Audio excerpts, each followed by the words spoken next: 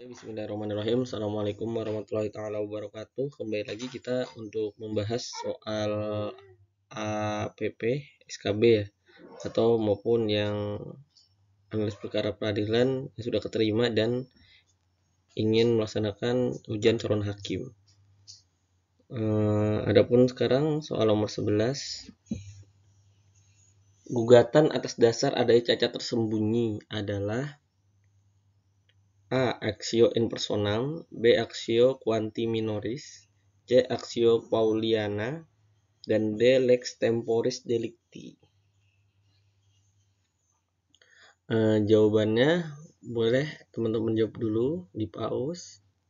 Jawabannya yang B ya, Actio quanti minoris. Jadi kalau Actio in persona ini mengajukan gugatan perseorangan ya. Terus lex temporis delicti, jadi seseorang itu dihukum sesuai dengan peraturan yang berlaku saat dia melakukan kesalahannya gitu ya. Temporis kan waktu gitu ya. Delicti. B ini actio quanti minoris. Jadi gini, misalkan orang itu jual barang, terus ketika dijual itu penjualnya tahu nih ada cacat tersembunyi. Cuman pembeli ini karena dia nggak terlalu memperhatikan, nggak kelihatan itu, jadi ternyata pas sudah dipakai mungkin baru sadar, oh ternyata ada cacatnya ini. Nah, actio quanti minoris ini dia bisa, jadi pertama itu bisa untuk minta dikembalikan setengah harga gitu. Ya udahlah nggak apa-apa cacat, tapi uangku kan misalkan beli iPhone 10 juta. Nah, kembalikanlah uangku karena ini cacatnya lumayan, jadi kembalikan uangku 3 juta lah. Nah, jadi gitu quanti minoris. Dasar adanya cacat tersembunyi. Untuk lebih jelasnya lagi, kita lihat berarti jawabannya ini yang B, actio quanti minoris. Jadi actio in personam itu gugatan perorangan, actio quanti minoris itu tuntutan pengembalian sebagian harga yang akan ditetapkan oleh hakim. Actio Pauliana ini hak kreditur untuk mengajukan pembatalan terhadap segala perbuatan yang tidak perlu dilakukan oleh debitur yang merugikannya. Dan yang D, lex temporis delicti adalah perbuatan seorang harus diadili menurut aturan yang berlaku pada waktu perbuatan dilakukan. Oke, soal selanjutnya nomor 12. Di dalam pemeriksaan perkara perdata yang dicari adalah kebenaran formil, artinya A. Kebenaran mutlak, B. Kebenaran relatif, C. Kebenaran yang didasarkan pada bukti-bukti formil, D. Kebenaran semu. Kebenaran semu ini nyata salah ya. Relatif ini juga salah, antara A sama C. Jadi karena kebenaran formil ini harus dibuktikan pada saat persidangan. Jadi sesuatu itu dianggap benar apabila dapat dibuktikan dalam persidangan. Contoh, misalkan ada A sama B. Ini A sama B, A menggugat B gitu kan, bahwa dia bilang rumah ini punyanya karena ada bukti surat keterangan kepemilikan dari desa gitu ya, surat keterangan kepemilikan dari desa. Nah, ternyata sama B ini punya surat surat hak milik, ya kan? Jadi kan otomatis lebih tinggi bukti dari yang B ya, yang dari B. Nah, maka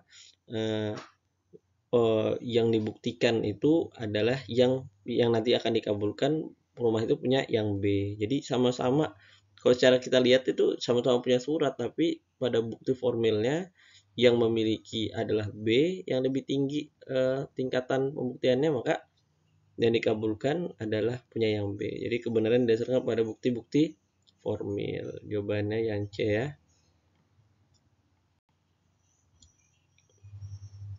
Selanjutnya soal nomor 13. Eksepsi adalah bantahan A. terhadap pokok perkara, B. terhadap gugatan yang tidak menyangkut pokok perkara, C. bantahan terhadap putusan, D. bantahan terhadap penetapan. Bantahan terhadap putusan ini upaya hukum. Ya, bukannya bantahan terhadap penetapan upaya hukum juga. Kalau penetapan ini nggak ada banding, dia jadi langsung kasasi. Kalau terhadap putusan, misalkan putusan tingkat pertama bisa mengajukan banding. Kalau putusan tingkat banding jadi mengajukan kasasi. Kalau sudah berkekuatan hukum tetap, maka peninjauan kembali PK. A terhadap pokok perkara, B terhadap gugatan yang tidak menyangkut pokok perkara. Eksepsi ini adalah bantahan dari yang B ya, terhadap gugatan yang tidak menyangkut pokok perkara. Contohnya eksepsi kewenangan relatif sama kewenangan absolut. Relatif ini misalkan pengadilan agama mana yang berhak untuk mengadili, misalkan Balikpapan kah atau Samarinda. Kalau eksepsi kewenangan absolut, pengadilan mana, pengadilan negeri kah atau pengadilan agama. Jadi tidak menyangkut pokok perkara ya. Jawabannya yang B. Dalam hukum acara perdata, eksepsi berarti tangkisan atau bantahan yang ditunjukkan kepada hal yang menyangkut syarat-syarat atau formalitas gugatan, yaitu jika gugatan yang diajukan mengandung cacat atau pelanggaran formil yang mengakibatkan gugatan tidak sah sehingga tidak dapat diterima. Dengan demikian, keberatan yang diajukan dalam bentuk eksepsi tidak ditunjukkan dan tidak menyinggung bantahan terhadap pokok perkara. Ya, jawabannya yang B tadi berarti ya. Oke, soal selanjutnya nomor 14. Teori yang mengajarkan bahwa fundamentum petendi atau posita harus pula menjelaskan atau menyebutkan peristiwa konkret yang menjadi sebab timbulnya peristiwa hukum yang menjadi alasan gugatan.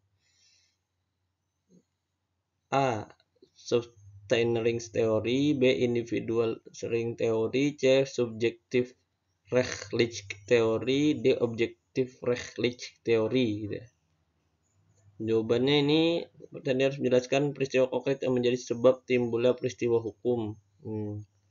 Jadi menjelaskan sejarahnya yang menjadi sebab timbulnya peristiwa hukum, peristiwa konkret. Nah, jawabannya yang A ya, substantive ring theory. Kita lihat. Nah, substantive ring theory, menurut teori ini penyusunan posita tidaklah cukup hanya menguraikan mengenai peristiwa dan hubungan hukum dari dasar gugatan. Melainkan harus diuraikan pula bagaimana sejarahnya sampai terjadinya peristiwa dan hubungan hukum itu ya. Kalau individual teori ini mengajarkan bahwa dalam menyusun suatu posita adalah sudah dipandang cukup dengan menguraikan peristiwa dan hubungan hukum tanpa menguraikan secara detail sejarah dari peristiwa dan hubungan tersebut. Nah, kalau ini dia tanpa menguraikan secara detail sejarah. Kalau substansi ya tadi itu dijelaskan substansi sejarahnya peristiwa itu dan hubungan hukum itu apa. Kalau subjektif teori ini menekankan bahwa proses pemeriksaan perkara perdata merupakan implementasi dari hukum subjektif atau yang mempertahankan hukum subjektif, dan karenanya siapa yang mengemukakan atau punya sesuatu hak harus membuktikannya. Jadi penggugat itu ya. Jadi dia karena menggugat dia harus membuktikannya. Terus teori hukum objektif didasarkan pada pandangan bahwa hakim dalam membebankan pembuktian kepada pihak harus melaksanakan hukum dalam arti menjalankan peraturan perundang-undangan. Oke, jadi jawabannya yang substansi rings theory. Selanjutnya pertanyaan terakhir nomor 15. Eksepsi terhadap kewenangan relatif mengadili diajukan bersama-sama dalam A. Pokok perkara, B. Jawaban, C. Pembuktian, D. Gugatan. Jawabannya jelas ya, yang jawaban. Kalau eksepsi kewenangan absolut tadi ya, absolut itu pengadilan mana? Pengadilan negeri kah, pengadilan militer kah, pengadilan agama kah yang mengadili itu, maka dia dapat diajukan kapan aja gitu ya, sampai putusan. Itu bisa dia mau pas saat pembuktian, pas saat replik duplik, itu bisa diajukan kalau kewenangan absolut. Tapi kalau kewenangan relatif ini diajukan bersama-sama dalam jawaban. Terdapat di dalam ayat 2 pasal 125 HIR. Eksepsi yang dimaksud dalam ayat 2 pasal 125 HR ini ialah ditunjukkan kepada tidak berwenangnya pengadilan buat memeriksa perkara secara relatif. Maksudnya wewenang yang berhubungan dengan daerah hukumnya. Bukan wewenang secara absolut, yaitu wewenang yang tergantung pada sifat perkaranya. Jadi perkara secara relatif. Terus ini yang secara tertulis, secara lisan itu eksepsi secara relatif itu pada pasal 133. Jadi eksepsi secara lisan itu harus diajukan kepada hakim di sidang permulaan. Di sidang permulaan ini pada saat jawaban ya. jawaban dari gugatan. Nah, jadi ini saja yang bisa dapat saya sampaikan. Mohon maaf bila ada kekurangan. Bila ada yang jawaban tidak benar, silakan didiskusikan di kolom komentar ya. Nah, semoga bisa menambah wawasan keilmuan kita. Assalamualaikum warahmatullahi taala wabarakatuh.